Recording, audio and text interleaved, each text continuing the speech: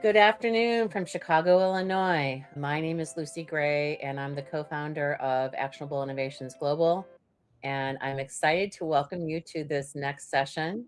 She is my longtime friend through EdTech, and she is a rewired school librarian and a powerful advocate for intellectual freedom and student voice. She is the co founder of the grassroots organization Texas Freedom Fighters, a group that has been working tirelessly to defend students' rights to read and learn freely in Texas and across the United States. Her leadership in this space has been widely recognized. Carolyn was honored as a White House Champion of Change and received the American Library Association's Robert B. Downs Intellectual Freedom Award. She has also been recognized by People magazine as a woman changing the world. Many of you also know her from the documentary The Librarians, which highlights the critical work of librarians are doing to defend access information and uphold democratic values. Carolyn is deeply passionate about student voice, vibrant library spaces, and the thoughtful use of technology to support learning and access. Today, she'll be sharing insights from the front lines of the fight for intellectual freedom and the vital role librarians play in protecting freedom to read. Please join me in welcoming Carolyn Foote. We're so honored to have you here and so excited to hear from you. Thank you, Carolyn.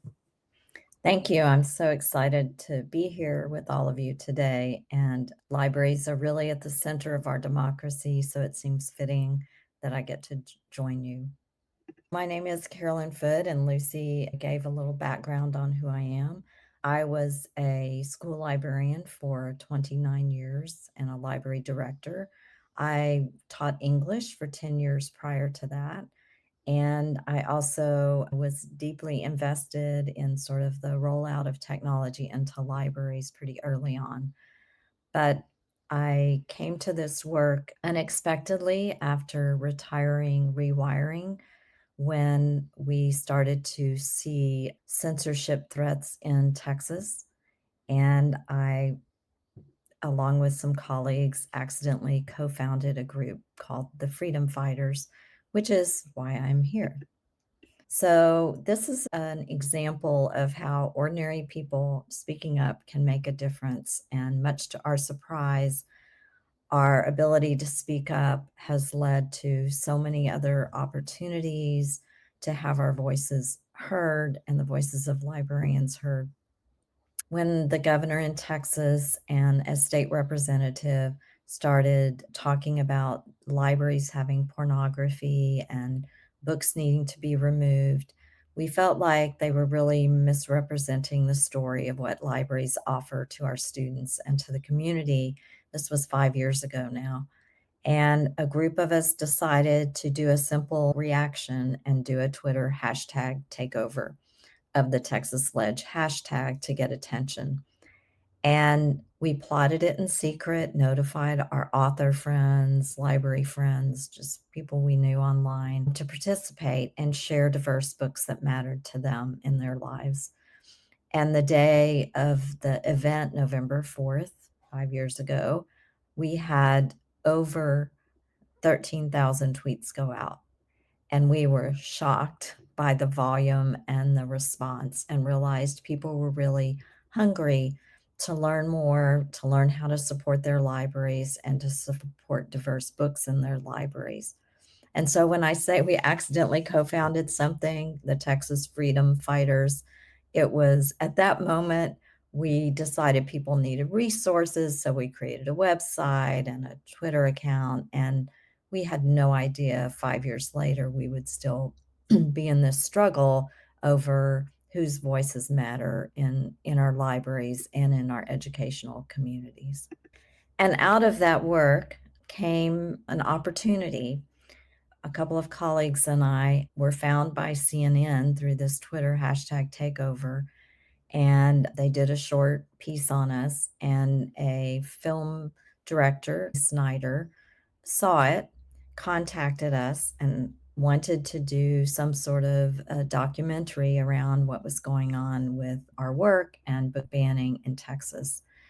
And for those of you who've seen The Librarians, you know that the story evolved way beyond the work Freedom Fighters was doing and included censorship happening around Texas in Florida, in New Jersey, I think one of our film participants. And the documentary was filmed over 4 years and sort of spans that story. It is streaming live on PBS right now for another month and a half.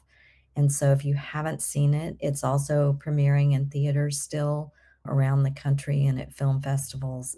So if you haven't seen it, it really tells the story in a very powerful way. I think it's important, as my friend Barbara Bray, who is a star in the ed tech world, always talks about, that we know our why, that we know our purpose and what's driving our work.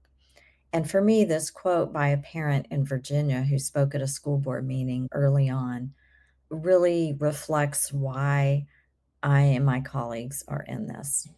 And that is that we do not want our students to feel like some of their stories are not valued or do not exist, that they don't have perspectives that are important in our culture or in a culture anywhere in any country.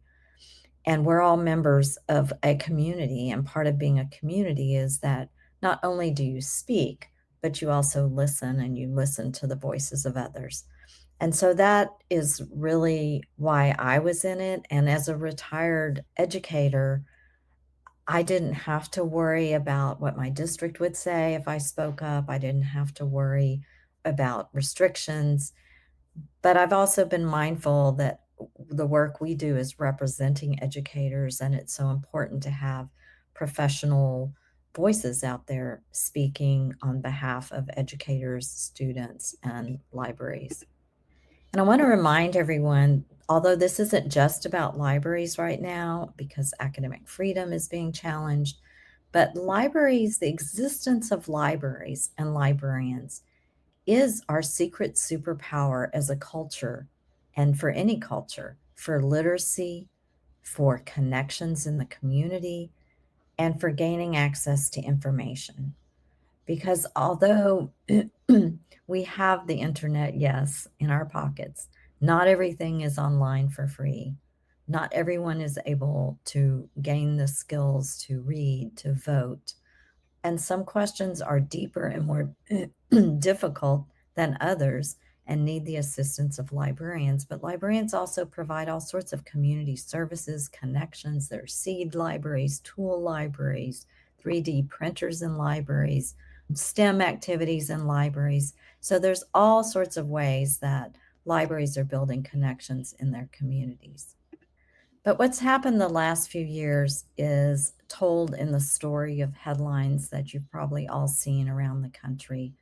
Legal challenges, public libraries being challenged, school libraries being challenged, books that we all have heard of, like Toni Morrison's Beloved or The Color Purple by Alice Walker, being removed, books with LGBTQ characters, picture books that we know and love. Book about Billie Jean King has been removed in a Texas school district. So all sorts of stories being silenced, and the headlines have told that story. Early on, we said that school libraries were really the canary in the coal mine, that it was starting with us, but it would not stop with us.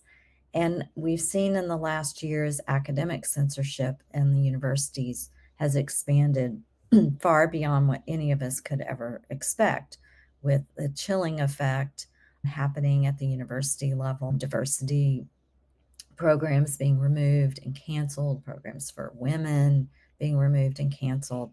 So this movement has grown and evolved. And that's why in the title of this, I said, we are all freedom fighters, because all of our voices matter in defining the kind of world that we want to see in the future.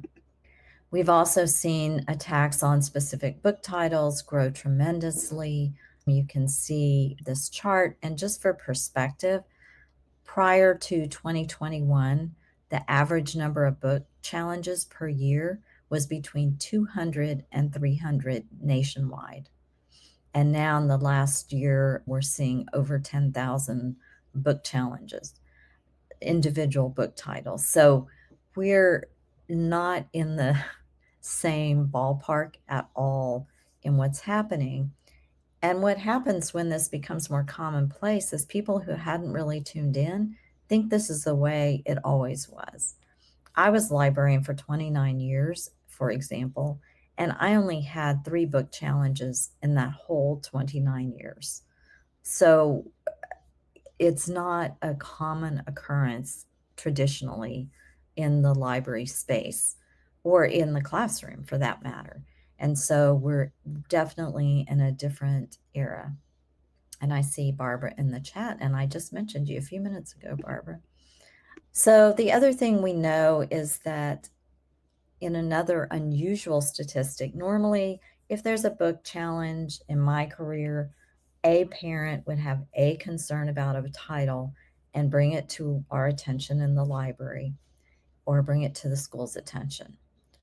Right now, 90% of book challenges are coming in the form of lists like, I want these 100 books removed. I want these 50 books removed. I want this 1,000 books removed. And so it's not the typical a parent saw their child was reading a book and brought in a concern. And Pen America found in looking at their data that 75% of these were basically organized efforts, a Facebook group, a political organization, politically motivated book challenges. So again, this speaks to the moment we're in and sort of the heated environment that we're all operating in right now. Penn also found, as you might be aware, that the titles that are banned tend to be books about race and racism or characters of color. In Texas, this all started with the sort of anti-critical race theory movement. And then also a significant number of titles and growing are removed because they might have LGBT characters in them or themes or information. And they've also documented that we've had increasing challenges to books about violence and abuse, and reminding you that these books are books where a character might experience abuse and then gets help, and other characters come in to help them, or they're informational books about what to do if you're in this circumstance. Topics of health and well-being, books about suicide. The critics say they're glorifying suicide, which isn't the case at all. These are books where a character is maybe a friend is suicidal and they're trying to help them. Books about death and grief. Books that just have more serious themes in general. So it's created this situation for librarians and also for educators and college educators of what Amanda Ripley calls high conflict, where it's turned this in sort of a good versus evil battle, so to speak, where we're pitted against each other and where you're either on the right side of this or the wrong side of this. And so it's important that we understand why libraries matter, why books matter to our democracy, and why the ability to have conversations about ideas you don't agree with are so important.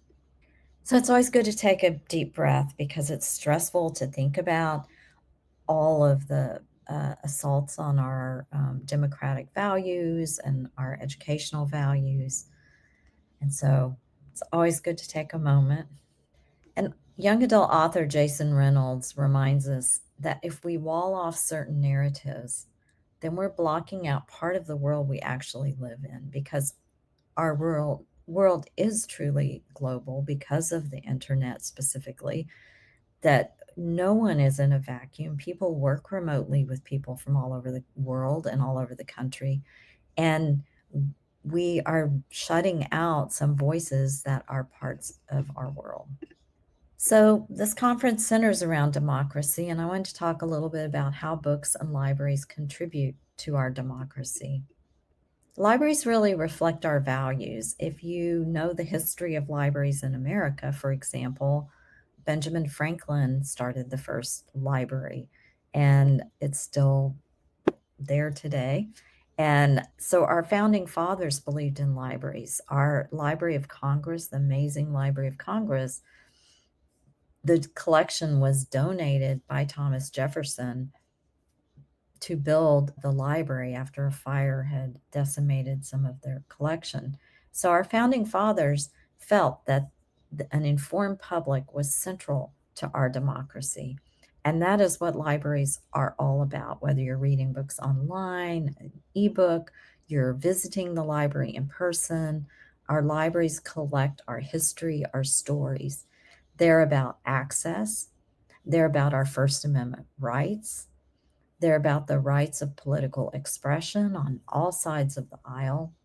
They're about freedom of the press and journalism, and they're about freedom of religion. They reflect all of our values because librarians are trained to curate materials with a variety of points of view, appeal to a variety of maturity levels. And people can voluntarily come in and learn about what's important to them. I heard part of the Rebuilding Belonging talk this morning by Julian Abel and Marianne Bowe, and they were talking about the importance of bringing people together.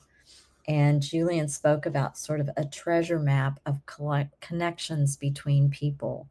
And Mary talked about a way to celebrate the gifts that people have and think of what happens in a public library or a school library where you have the whole community coming together, where there's programming that celebrates different people's talents, whether it's knitting or robotics or poetry.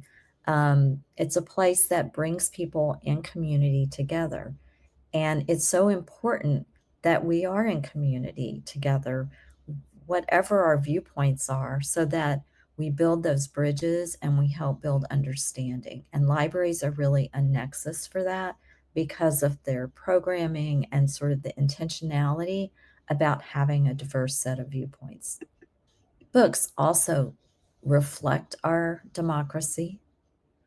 They support our democracy by helping us be informed and well educated. They sustain us in times of trouble. They give us light posts and guideposts, but they also push at our democracy and ask questions about what's been fair or just in our history and what our democracy could live up to and what it can be, errors we've made in the past, where we want to go in the future.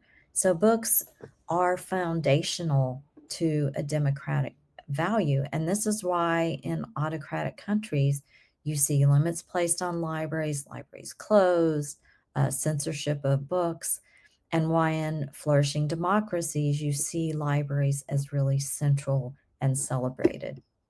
In the book, How Books Can Save Democracy, by Michael Fisher. It's a little tiny book. He talks about a vibrant democracy doesn't eliminate disagreement, but it makes disagreement more constructive. It helps us find ways to talk to each other. And he talks in this book about the importance of books helping us dialogue and see other points of view. Books, he claims, help us understand things and be more open to other ideas. Because when we're invested in a character in a novel who's really different from us, sometimes the light bulb goes on and we realize, oh, what that character is experiencing. We feel more empathy. We see other points of view about topics we're reading about, whether it's in fiction or nonfiction. We used to carry this set of books in our library called Opposing Viewpoints, and there were titles about opposing viewpoints about everything under the sun, but it was essays with pros and cons about different topics. So it helps us explore what other people think. I briefly coached debate when I was teaching, and one of the things you have to do when you coach debate is prepare students to argue either side of an issue. So they have to be well informed on both sides of the issue. And I think that's something we're lacking sometimes. Books help us not oversimplify the world because they have the long form, so they can develop complexity more than a soundbite on X or Blue Sky or Facebook. And we need that right now, the slow sort of learning that books can bring. And They're also sort of the empathy that's built through reading, he says is gradual and cumulative. It's not like you read one book and it's quick fix, but over time as you read, you develop more empathy for other ideas, you develop habits of mind, and that is why books are such an important part of our democracy. Dr. Rudine Sims Bishop talked about books as mirrors, windows, and sliding glass doors, and you might have heard that before, but this idea that books reflect us so we don't feel alone. We feel like there are other people and other weirdos in the world like us, but they're also windows to worlds we don't know about, experiences we aren't aware of. And they're also sliding glass doors to really like science fiction, the world of fantasy, things we hadn't imagined, the future 2050, 2080. What is the future going to be like? So it really invites us into our imagination. And libraries also allow for equity of access. And I'd like to spend a minute on this because globally, we're seeing libraries close due to funding cuts. We're seeing it here in the US, we're seeing it in Canada, we're seeing it in Great Britain. And so it's really important to understand this because although people like to say, well, you can just buy a book, this ignores the fact that there are many households who cannot just buy a book. And they don't necessarily young people don't necessarily have transportation to a public library. And sadly, in some states like California, parts of California, for example, but other states as well, school librarians have been cut and or schools don't even have a library. And so the place where most young readers get their books is the school library. And if you don't have access to that, you are disadvantaged because you are competing with students going to college who had a vibrant library full of books and with a librarian and training you on research and who the great authors are and who are the popular authors. And you're missing all of that. So that equity is so important. So where are readers lurking in our world right now? Well, 155 million Americans, according to the Institute of Museum and Library Services, are public library users. So this doesn't count the number of students. When you think of the number of students in this country who have school libraries, which is still a majority, that doesn't count that number of Americans. So it's a huge number of people in this country are library patrons and library users. And these are some of the types of places where they might be lurking in libraries around the country that are inviting and beautiful spaces in their schools or in their communities. But there are also beautiful libraries that are well used, like the British libraries.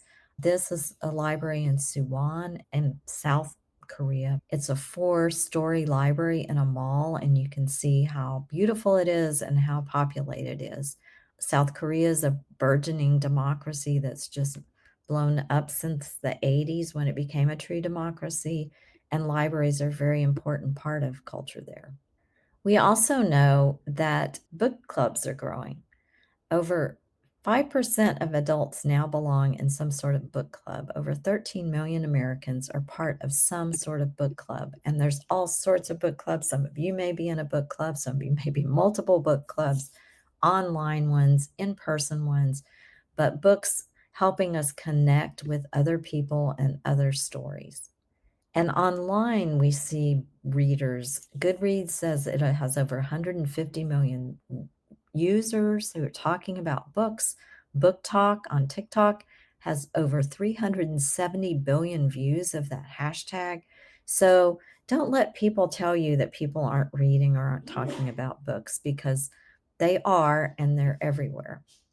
And book clubs and book discussion groups are happening, and it's a great way for people to, again, broaden their understanding of democracy, broadening their understanding of other people, making connections, whether they're meeting in a library or a bookstore or a coffee shop.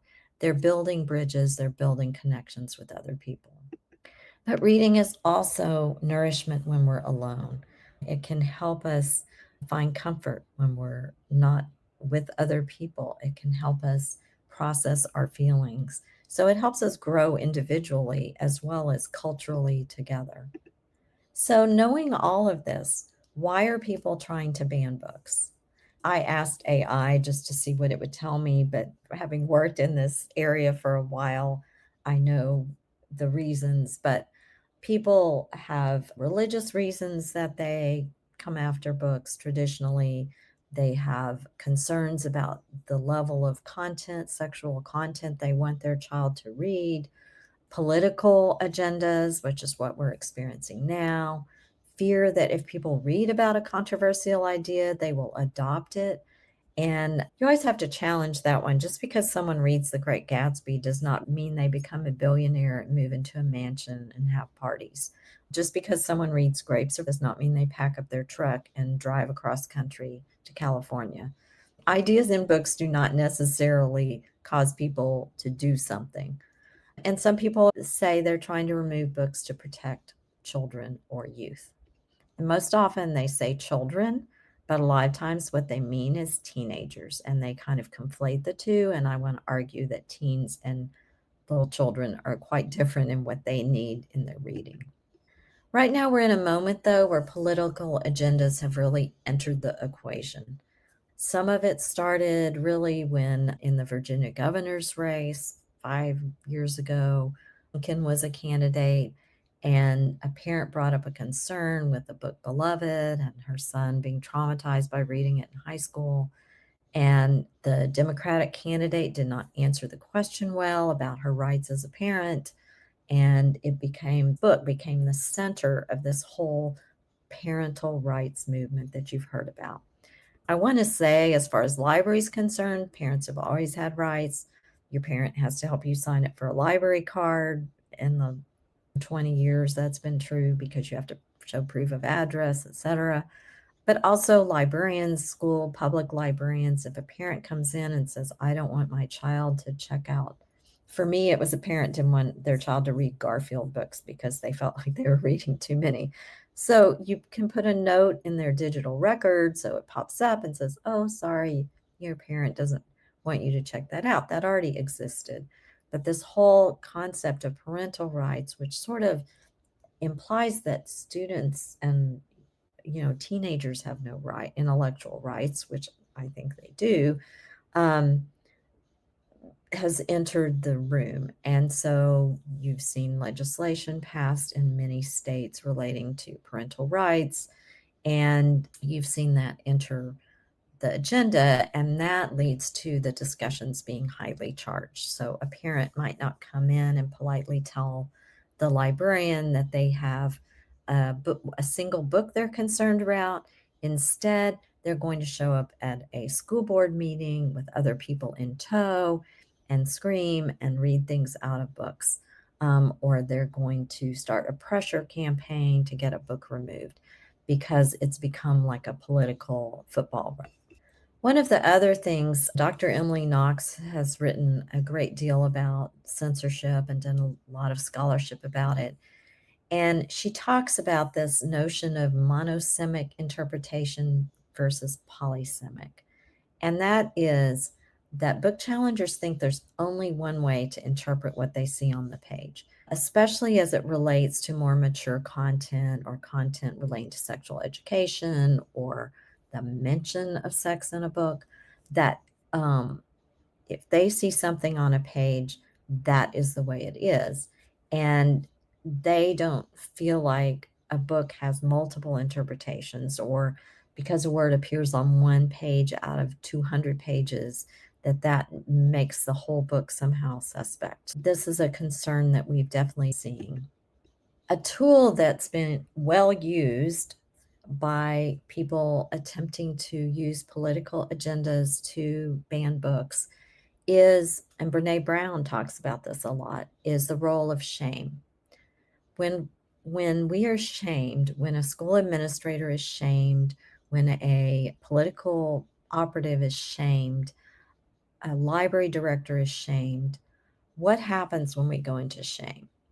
We go into fear, we go into our childhood triggers, We want to seek safety. We isolate ourselves. We try to blame someone else. So, all of those are things that happen when we get into shame.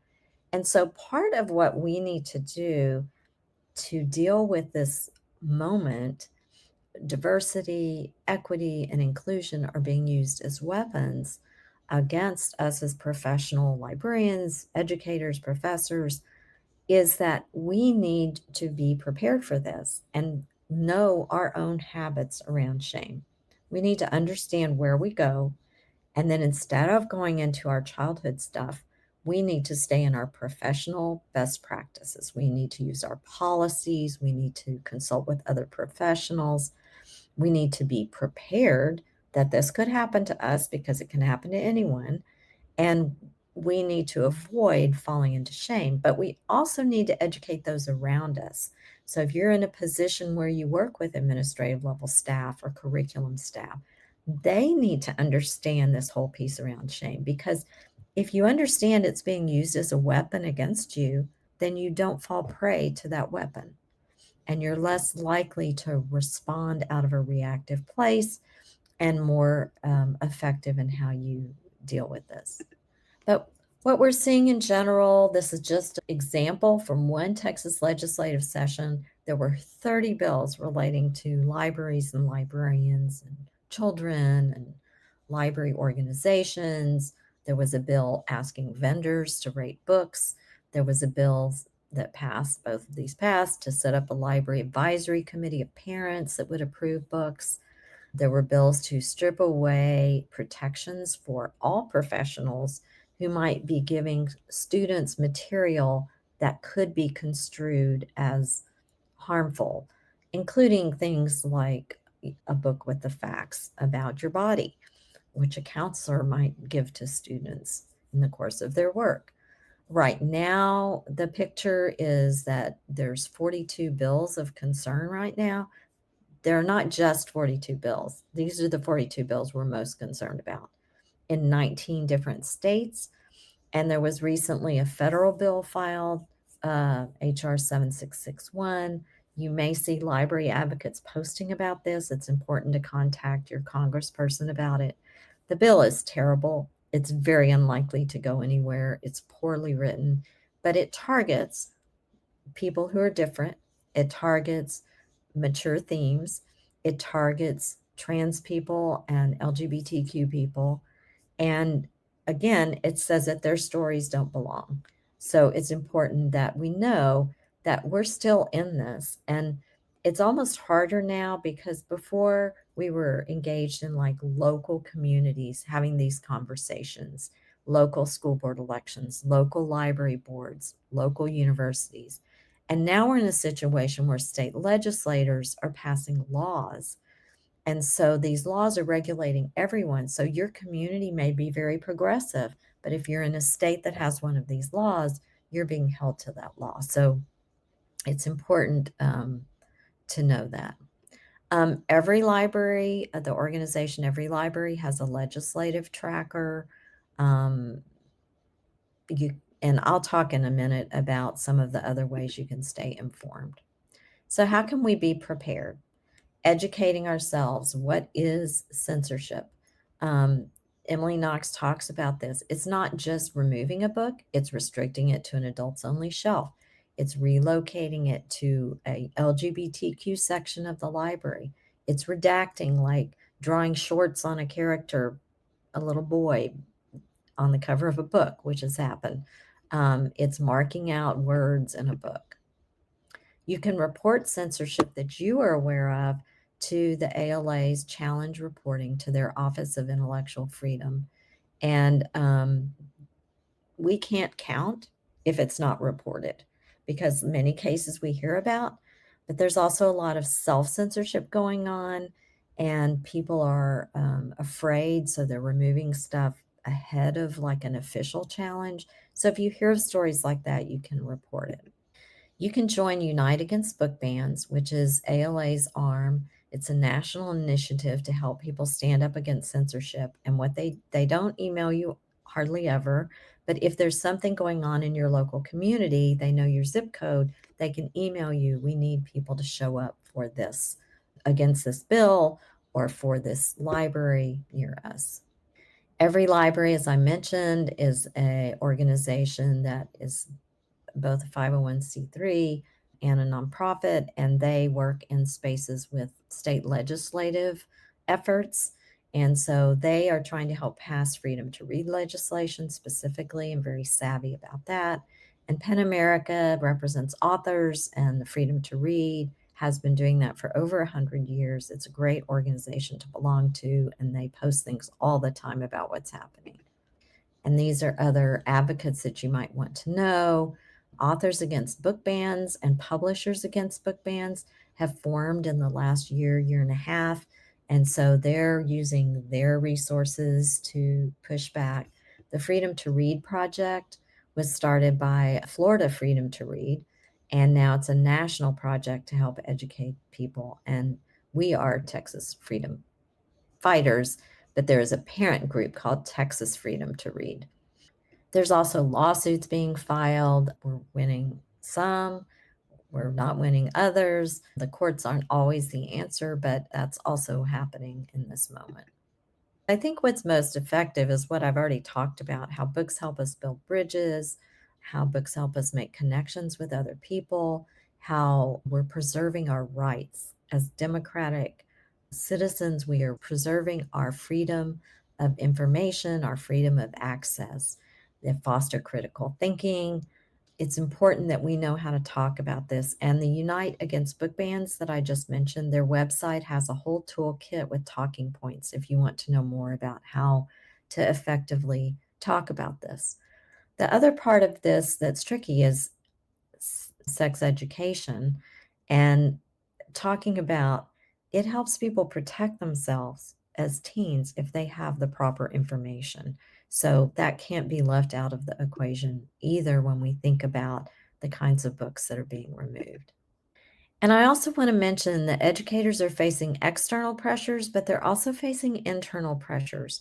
There are all sorts of pressures to silently remove books, or pressures we place on ourselves to go, should I teach this book or not? And so we have to remember that we're encountering both of those. But again, I encourage people to rely on academic rigor. Professionals should not comply in advance. We should do our homework. We should learn more. We should rely on our policies. We should apply academic rigor when we examine works and age relevance of those works. We should seek support from other people that we know that are in the field. We should show respect for professionals. If you're a curriculum director, you should respect the expertise of your library director, and vice versa. And you have to maintain an awareness of local politics, because if this is going on in the neighborhood near you, it's very easy through social media for it to jump to your neighborhood. You also need to remember there are partners in this. There are people in your community that care about libraries, that care about education, that care about their universities, and they want to help. There's also a National Right to Read working group of organizations from all over the country, publishers, authors, folks like me, grassroots folks that are coming together so we have a unified voice on this issue. And we have a monthly town hall that you're welcome to join. If you're interested, just contact me and I'll connect you. We also need to remember that it's important to show up for our values. This fight, this struggle for our democracy can't happen if we don't show up for what we value. That means authors, booksellers, teachers, administrators, grandparents. We all have to find ways to show up, and not everybody's going to go testify at a hearing like this group here, which was an author, teachers, librarians, bookstores, folks. But it does mean you might write an email. You might write a letter. You might send a postcard to your librarian saying, if you ever have trouble, I'm here for you. Here's my email. Just things, ways you can show people that you're there to help. It is time for us to take control of the narrative. We shouldn't just be living in fear and talking about that. We need to tell the stories about how education and libraries build community. They strengthen our communities. They build senses of belonging. They make us informed citizens in our democracy. And we need to start really telling that story, leaning into that story, the power of books, the power of education, so that we're not always on the defensive, but we're leaning into the positive stories that our communities really, when you poll people, they love their public school. They love their public library.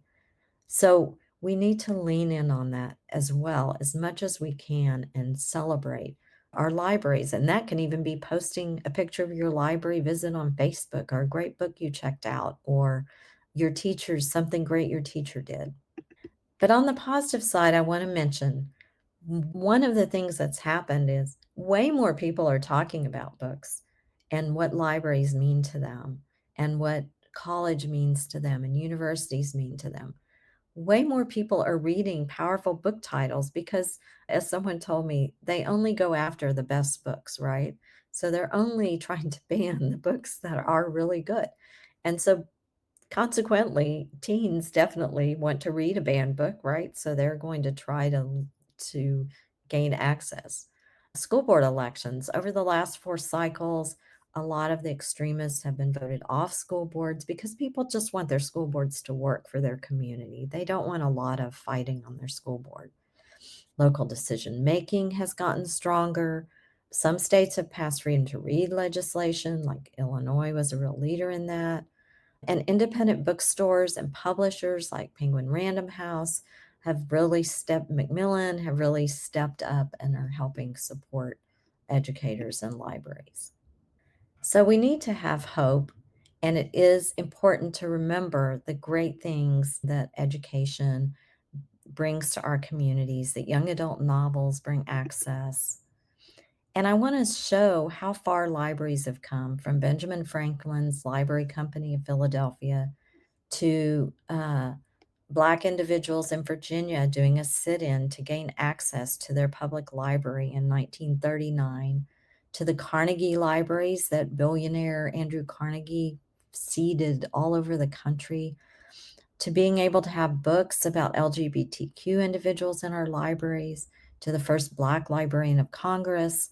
We've made progress in the library world, and we need to keep making that progress because our society is making progress.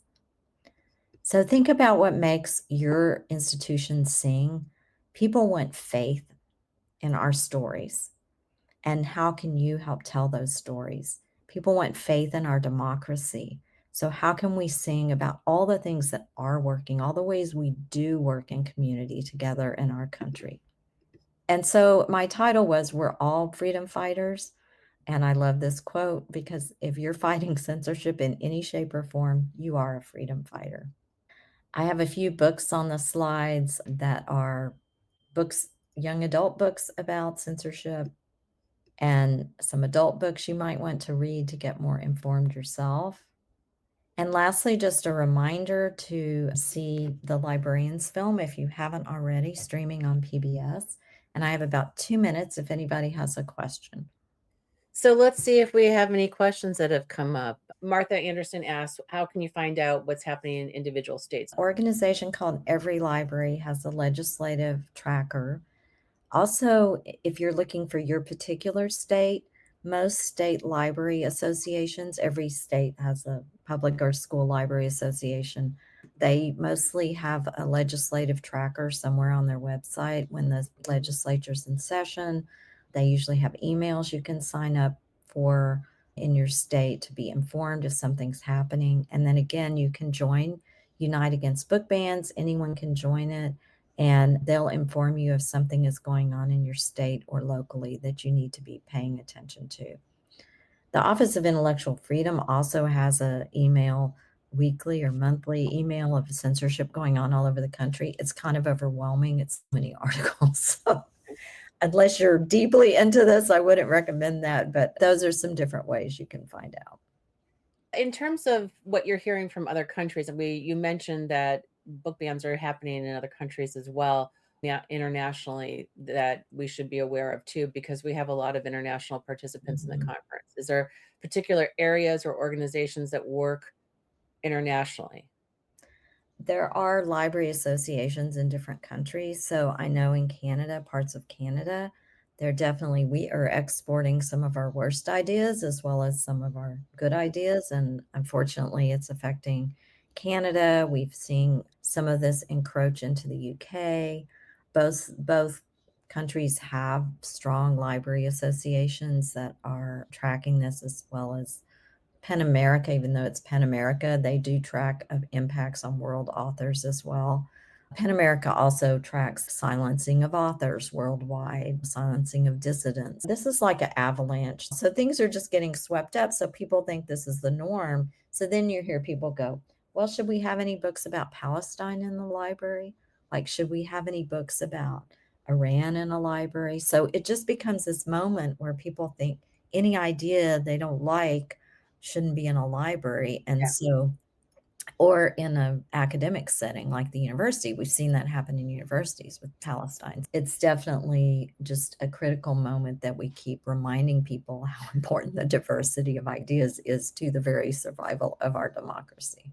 I think that education piece is really important, the adult education piece. We can do it in schools, obviously, because we have a captive audience in schools, but the public, how do you educate the public, I think is one of my concerns. And one of the reasons I'm hoping to have the librarian screened at the library in my town where I work part-time is for that reason. I think it's important for people to be aware of it, and so we're hoping to do it during Banned Book Week. Really important that we do. I think we can do it in an impartial way. Say this is why. Remind people. I think it's also about reminding people of the foundations of democracy and what happens. And I think people have lost sight of that. Barbara Bray has a question for you. It is streaming on the Librarians film is streaming on PBS Independent Lens on YouTube. You can find it on YouTube. It's about an hour and a half. It's very intense, so watch all the way through. Project it to your TV if you can. It is showing at some film festivals still, and if you go to the librariansfilm.com, they do have a calendar of where it's showing in theaters. If people want to see it in a theater setting, it will only be on PBS for another, I think, month and a half, so it's not indefinitely. I've Um, watched it twice, actually. I saw it at the Illinois Library Association conference, and I think some of the people from the film were actually there talking about it in a panel afterwards. And then I saw it, listened to it online, almost like a podcast, just to kind of refresh my memory of it. And what struck me too, Amanda, who's featured in the film, friended me on Facebook, and her story really impacted me in terms of standing up in a community that's not necessarily receptive to your ideas. I mean, people are brave. Things that we've just taken for granted in some parts of the country, how inflamed it is in other parts, and those people who are standing on the front lines are really super brave. and they're super tired, so we need. I also wanted to mention on the PBS Librarians Film website on Independent Lens, at the bottom of the page, they have a whole discussion guide for if you wanna bring the film in and discuss it with people. The films page also has a discussion guide if you wanna have conversations with people or have a living room showing with people. I think just Yeah. finding ways to bring it to community is so important. One of the things that we're trying to do at the conference is have everybody take one thing and put it into action. And so this might be an easy thing for people to do, to have like a living room, have a potluck and have people come over and watch it in your home and the comfort of your own home with your friends. It doesn't necessarily have to be a big extravaganza, but it's those small movements, those small actions that lead up to something more significant. And I think also post pandemic, this coming together again of people is really important. We've heard that often. Another theme that you mentioned too are values, are reinvestigating our own values and what we stand for. I think that's a theme that I've heard at the conference, starting with Howard Gardner yesterday. This has been the perfect presentation, Carolyn. I'm so grateful to have you here and to give us the background, the detailed background, the research that goes into some of these ideas, I think is really important. And I will be sharing this with lots of people so that your message gets out. You've been tireless in your work going around the country and talking about all this, and we're grateful for your work. Oh, thank you, and I see people in the chat saying they're going to promote this and promote the film, and I'm so appreciative, and thank you everyone for being here, and thank you, Lucy, so much for putting on this conference. Thrive is amazing, and for having me join you. I really appreciate it. We appreciate your time. Have a good afternoon, everyone. Bye-bye.